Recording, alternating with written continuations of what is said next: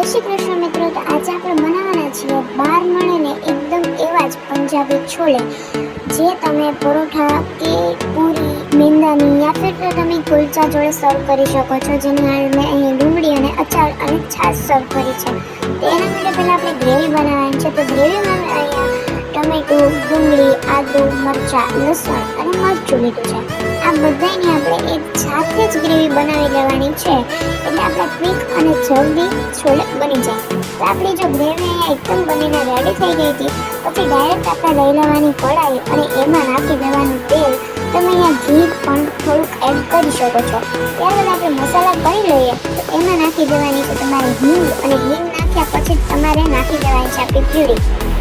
તમને એમ લાગશે કે આટલી સિમ્પલ રેસિપી, પણ આ સિમ્પલ રેસિપી અને આ જે મસાલાનો ટેસ્ટ આવશે ને એ ખરેખર બહુ જ મસ્ત આવશે. દેન આપણે કરી લેવાના છે મસાલા.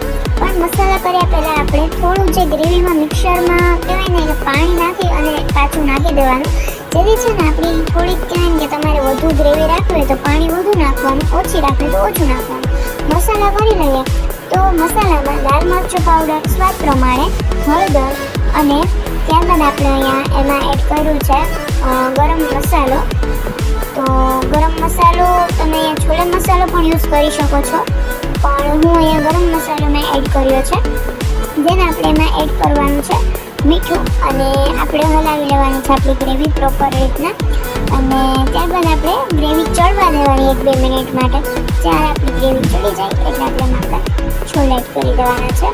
અને છોલે મેં અહીંયા પહેલેથી જ પલાળીને બાફી દીધા છે, એટલે મેં એનો કોઈ વિડીયો નથી બનાવ્યો, શૂટ નથી કર્યો.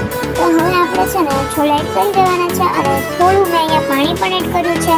મેં પહેલાં જ કીધું કે તમારે જો જીરા રાઈસ હારે કે તમે એમ સર્વ કરતા હો તે પ્રમાણે ગ્રેવી તમારી રીતના રાખવાની.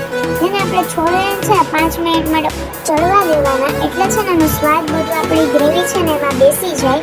અને જેમ કોથમીરથી આપણે ગાર્નિશ કરી અને તમે અહીંયા એને મેંદાની પૂરી, નાન, કુલચા, પરોઠા, રોટલી જોડે સર્વ કરી શકો છો. તમે અહીંયા જીરા રાઈસ પણ એડ કરી શકો છો.